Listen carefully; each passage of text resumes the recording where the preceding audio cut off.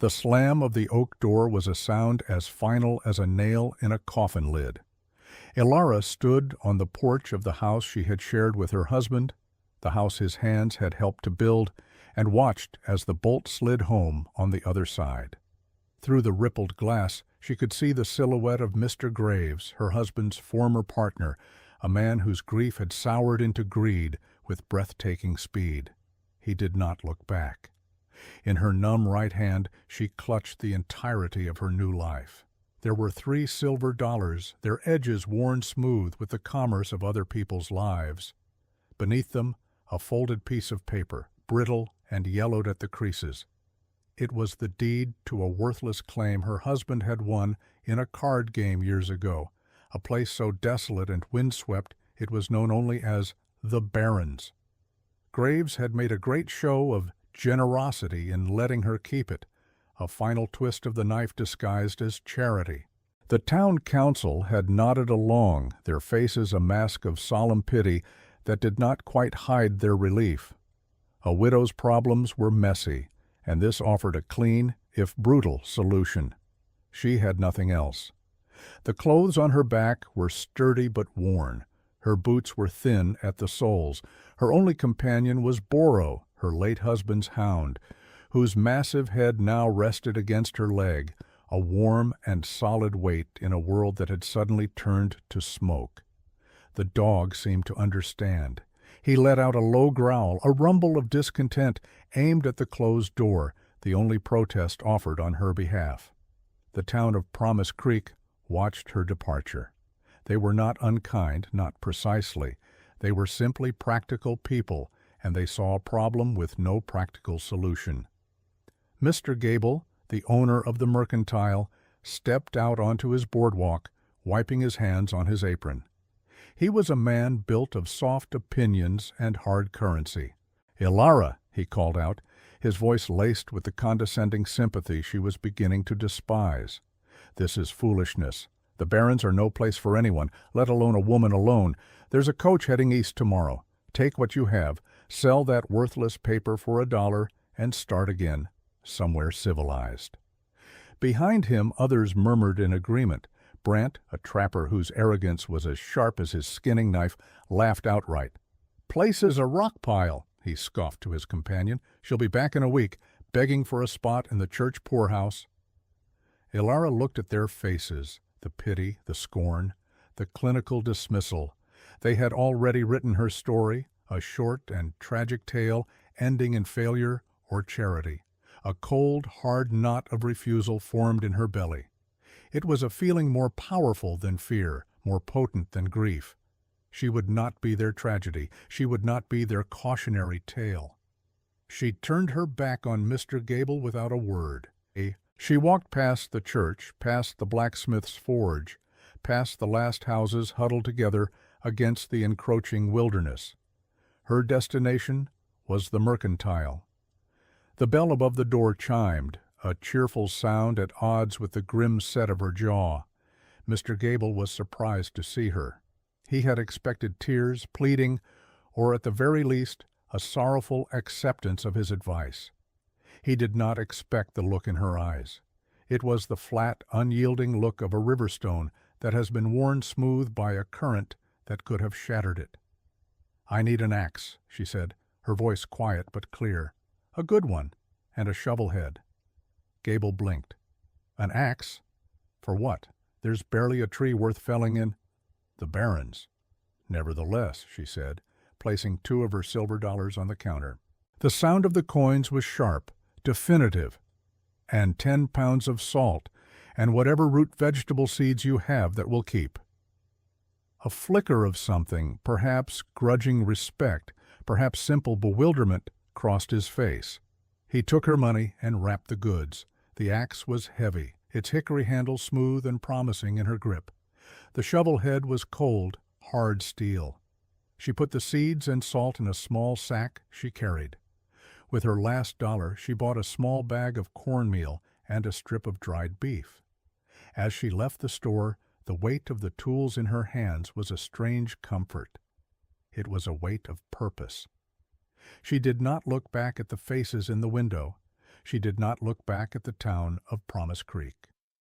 With Boro trotting silently at her side, she turned toward the high, cold hills and began to walk. She was walking toward her worthless inheritance.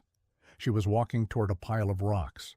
But for the first time since her husband's death, she was not walking toward an ending someone else had written for her. The journey to the Barrens was an education in hardship. The gentle, rolling hills around Promise Creek gave way to a landscape that was stark and unforgiving. The trail dwindled from a wagon-rutted track to a faint path trod only by deer and wolves, and then to nothing at all. The earth grew thin, a mere skin of soil over a skeleton of granite. The trees became stunted, twisted things clinging to life in the crevices of rocks, their branches permanently bent by a wind that never seemed to stop. Elara walked for 2 days. The weight of the axe and the shovel head was a constant, biting presence, chafing her shoulders through the thin fabric of her dress. Her muscles, accustomed to the rhythms of a town life, screamed in protest. At night she slept in the lee of rock outcroppings with Boro curled against her for warmth, his body a solid barrier against the gnawing chill. She ate sparingly, a handful of cornmeal mixed with cold water, a sliver of dried beef chewed until her jaw ached. The silence was absolute, broken only by the cry of a hawk circling in the vast, indifferent sky or the relentless whisper of the wind. On the 3rd morning she crested a high ridge and saw it, the Barrens. The name was an understatement. It was a place where the world had been broken. A great granite cliff face had collapsed in some distant, violent past, leaving behind a chaotic battlefield of stone. Massive slabs, some as large as houses, lay tilted against one another. The ground was a treacherous sea of scree, smaller, sharp-edged rocks that shifted and slid underfoot. It was a place of ruin, a graveyard of geology. Her heart, which had been buoyed by the grim resolve of her departure, sank like a stone. She slid to the ground, the tools clattering beside her. The deed had described the location by a lone, lightning-scarred pine, and she could see it, a skeletal finger pointing at the sky from the heart of the devastation. This was it. This was her inheritance. Boro whined, sensing the wave of despair that washed over her. He nudged her hand with his cold nose. She looked at the jumble of rock and shadow, and for the first time she allowed herself to believe the town was right. This was not a place to live. It was a place to die. There was no soil, no shelter, no water. There was only rock and wind. Tears she had refused to shed in Promise Creek now stung her eyes, hot and bitter. She had traded the pretense of civilization for a tomb. The wind picked up, a knife-edged gale that sliced through her thin clothes. Shivering, she looked for some small respite from its assault. Her eyes fell on a dark opening, a deep fissure where 2 of the largest granite slabs leaned against each other, forming a crude, triangular cave. It looked like a wound in the stone. Driven by the instinct to escape the cold, she scrambled over the loose rock, her hands raw and scraped by the time she reached it. She huddled inside the opening, Boro pressing close beside her. The wind howled past the entrance, but inside the fissure the air was eerily still. The sudden silence was a relief, and then she felt it. It was not a blast of heat, not a fire. It was something far more subtle. It was the simple absence of cold. The granite wall at her back, deep within the fissure, was not chilled like the rock outside. It was neutral. She pressed her palm flat against it. It felt cool, but not with the biting, life-stealing cold of the wind-blasted stone. There was a faint, almost imperceptible current of warmth radiating from its depths. Her mind, sharpened by desperation, began to work. Her husband had been a prospector, a man who read the earth. He had spoken of such things, of deep veins of rock that carried the earth's own heat closer to the surface. Geothermal warmth, he had called it, useless for mining gold, but a curiosity. She moved deeper into the fissure, which opened into a surprisingly large cavern, shielded from the sky by a single, colossal slab of granite that formed a natural roof. She placed her hand on the back wall again.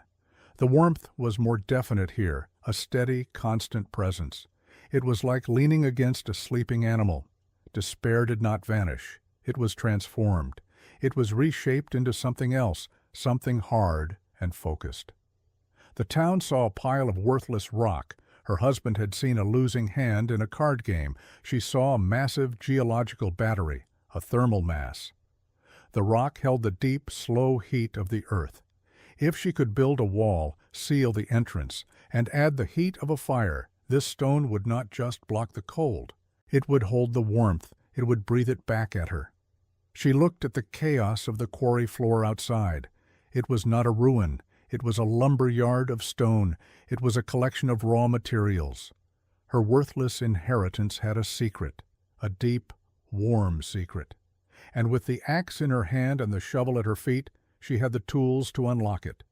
The town was wrong. The work began with a single act, moving one stone. Alara chose a rock the size of a loaf of bread from the Sea of Scree and carried it to the mouth of the fissure. She set it down, the first small brick in a wall that existed only in her mind. Then she moved another, and another. The scale of the task was so immense it was absurd, but she did not allow herself to think of the whole. She thought only of the next stone. Her days fell into a rhythm of brutal, relentless labor. She cleared the scree from the area in front of the fissure, creating a small, level terrace. Her hands, soft from a life of mending and cooking, were shredded. Blisters formed, broke, and bled. The skin thickened into a patchwork of calluses. Her muscles burned with a fire that never went out, an ache so constant it became a part of her, like the beat of her own heart. She hauled the smaller rocks to the side, sorting them by size, creating piles of ammunition for her war against the wilderness. The front wall was her primary objective. The two massive, leaning slabs of granite formed the sides of her home.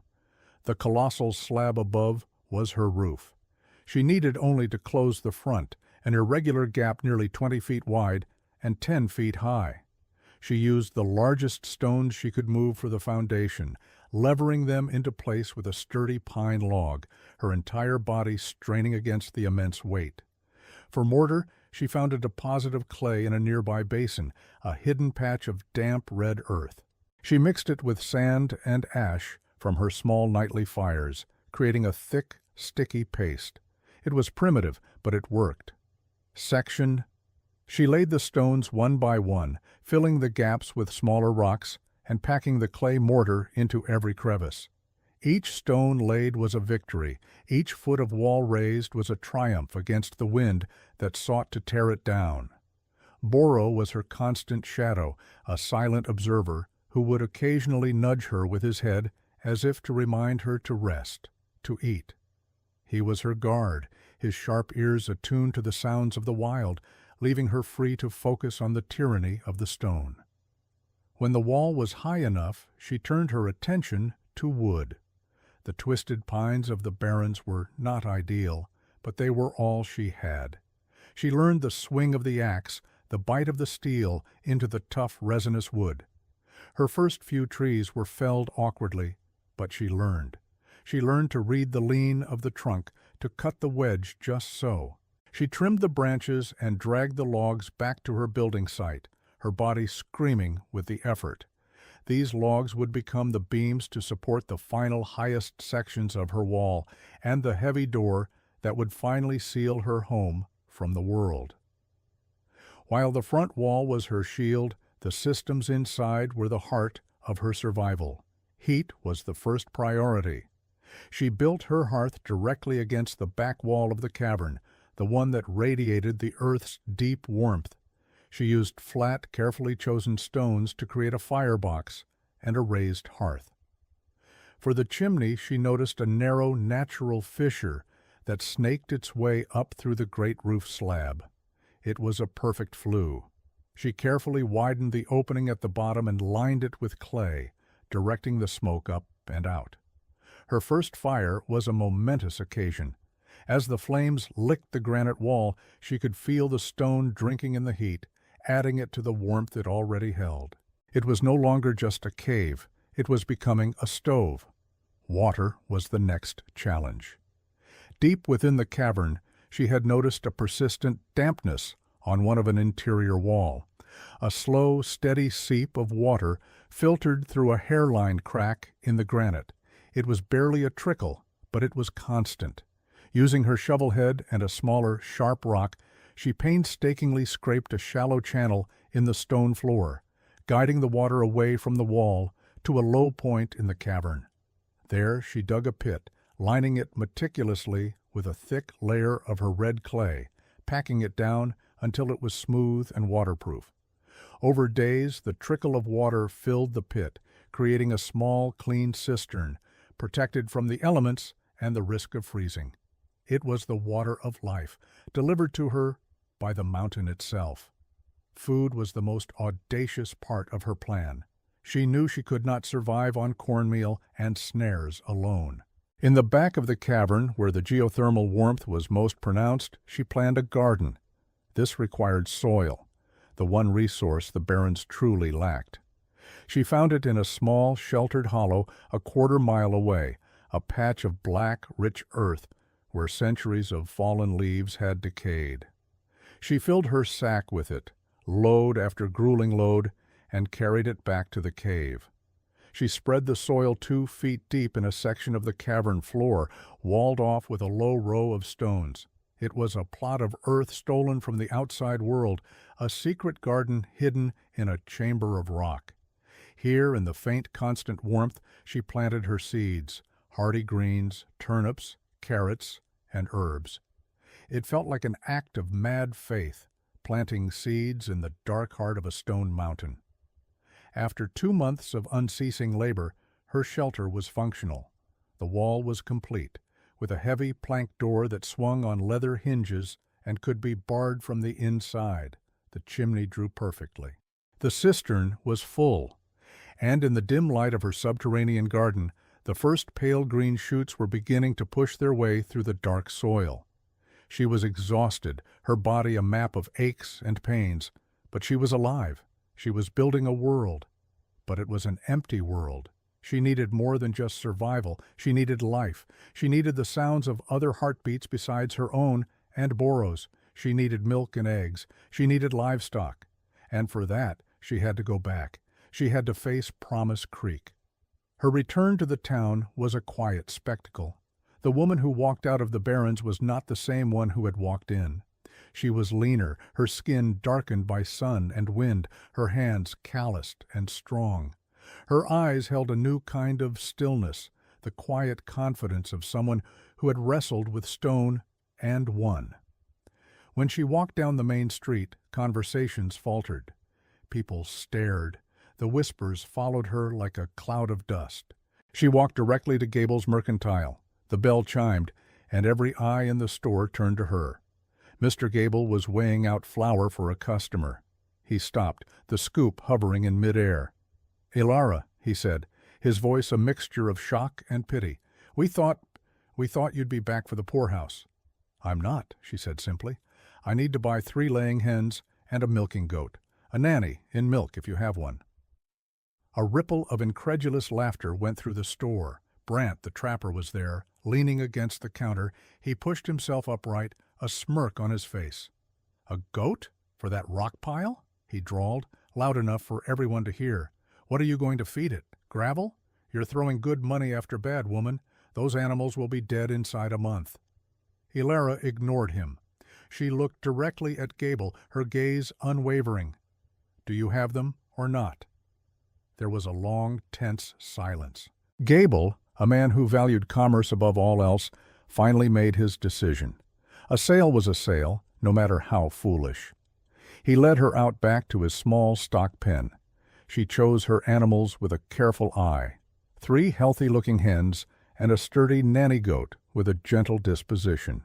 She paid him from a small pouch.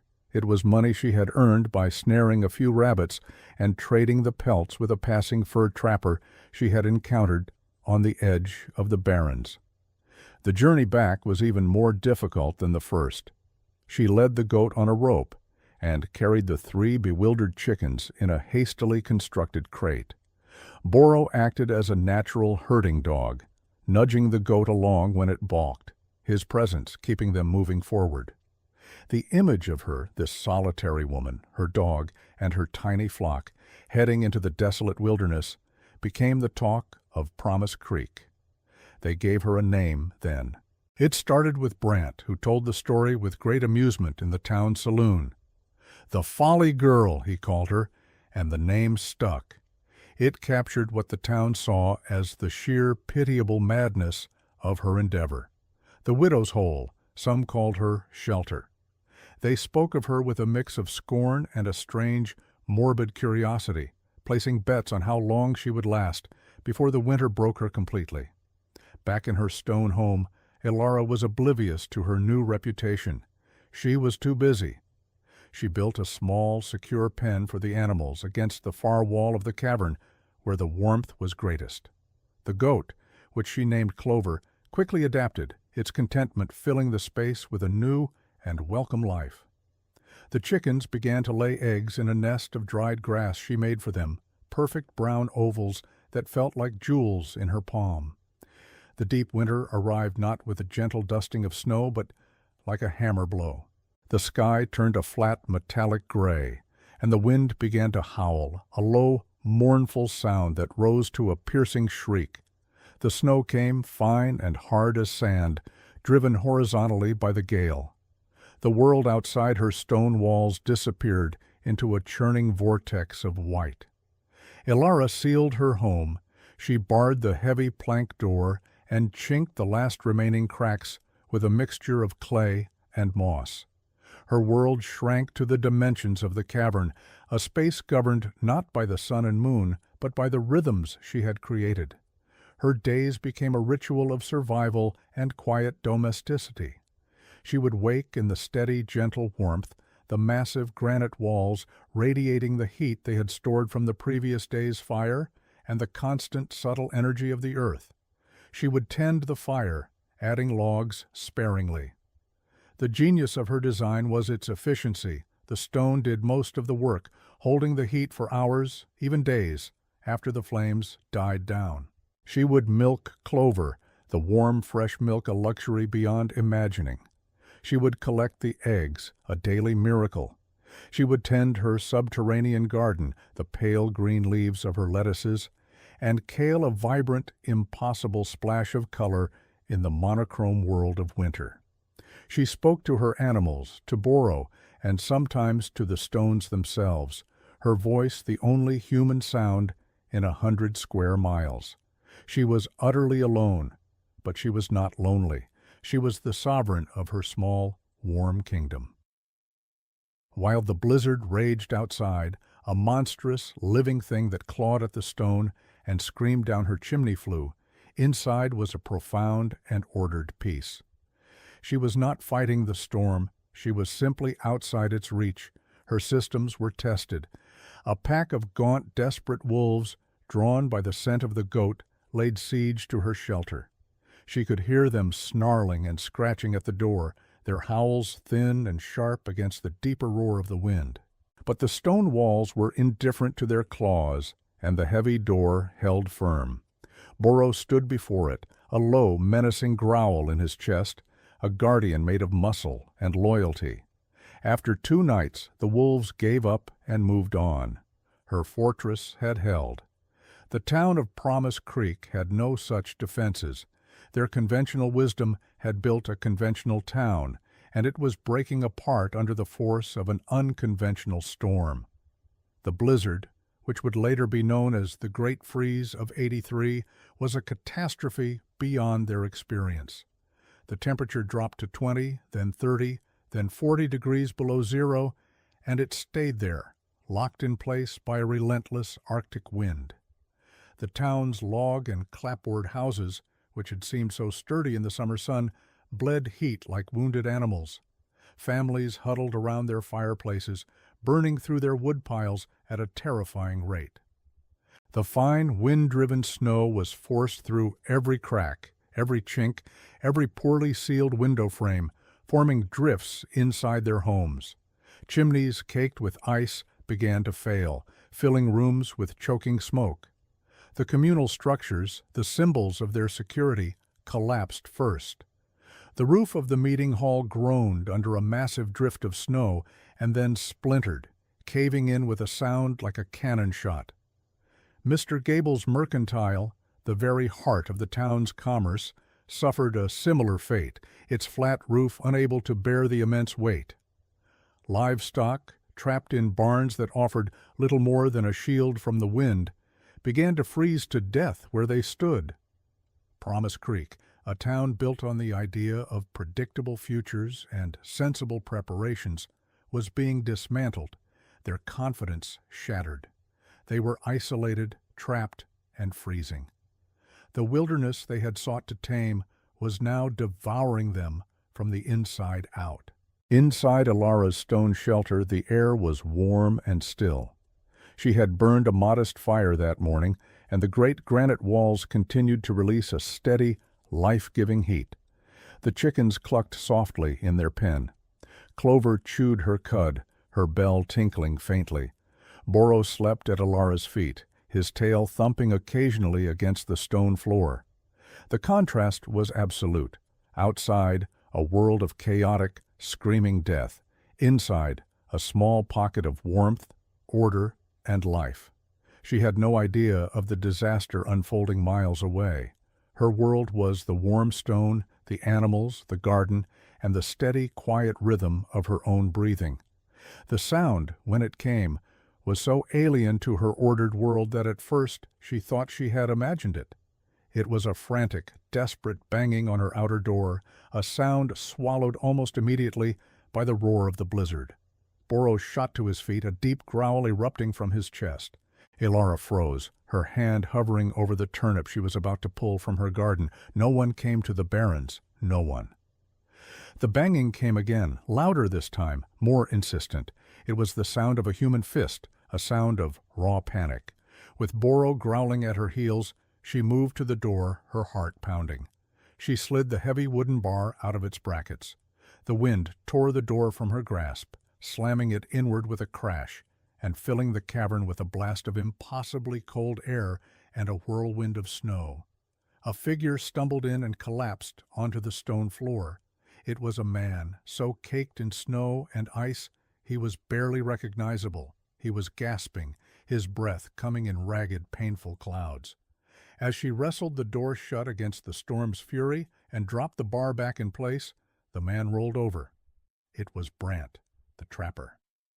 The man who had laughed at her, who had given her the name, the Folly Girl.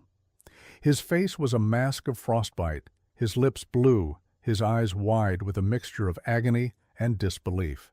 He stared around the cavern at the impossible warmth, the glowing embers in the hearth, the placid goat watching him from its pen. "My God," he croaked, his voice a raw whisper. "It's warm."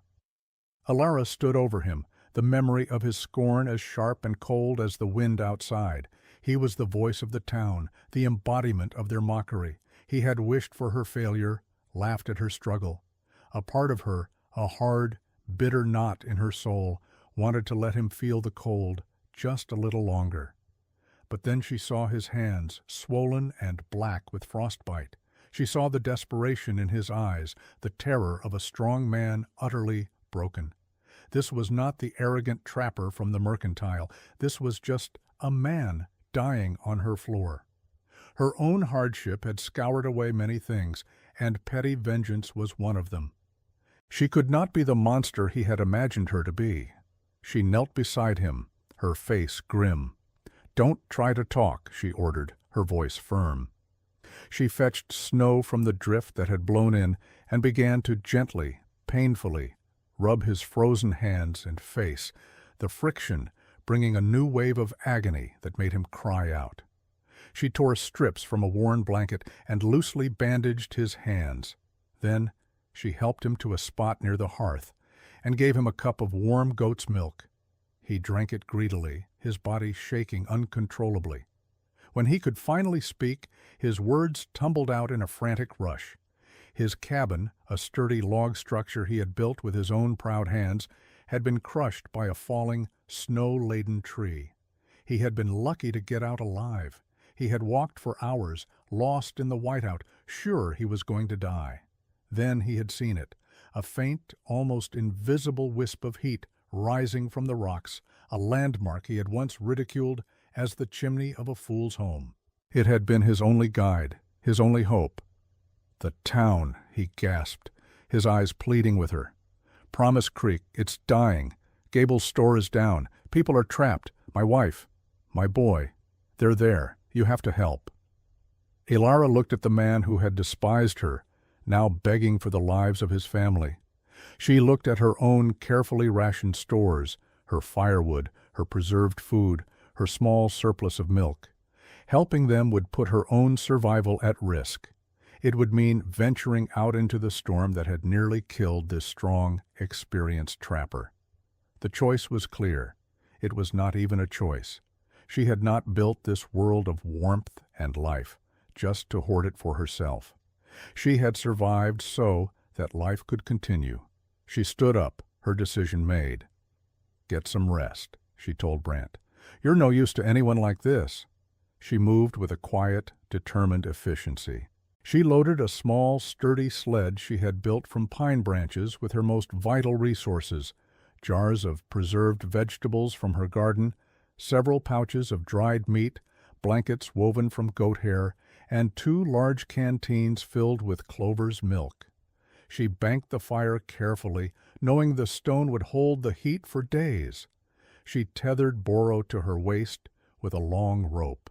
The dog would be her eyes and her compass in the blinding storm.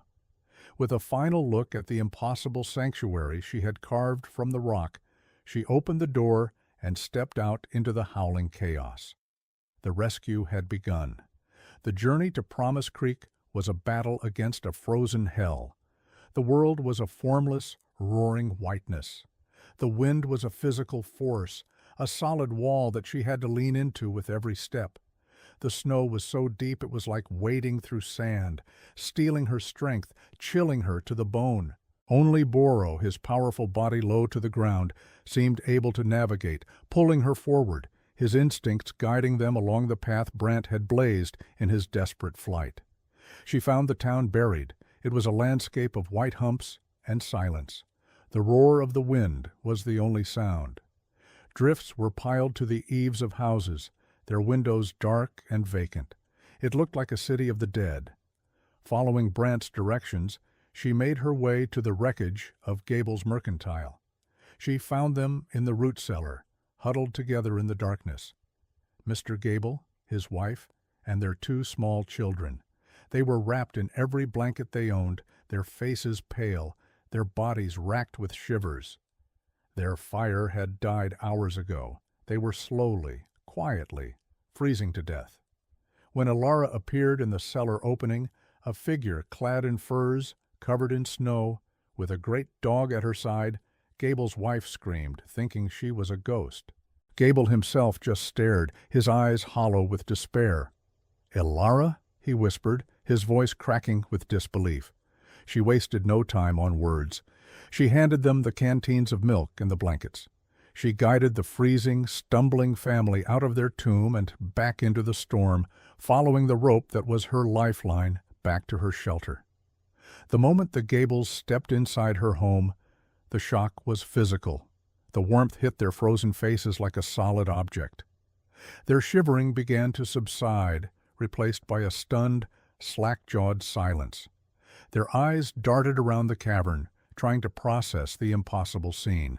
They saw the warm, dry stone walls.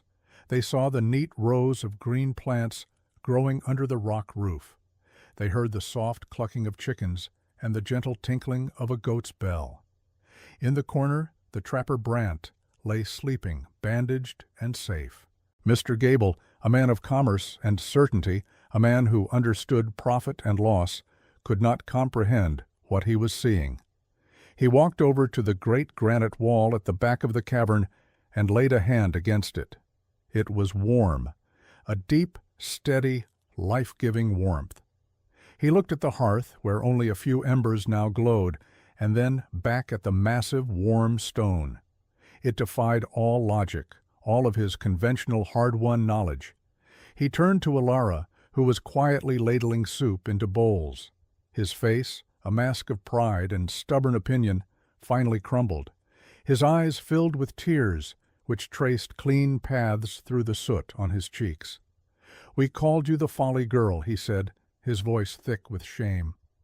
He looked around the warm, vibrant space, a sanctuary built from the very things they had mocked. "My God, Ilara, we were the fools."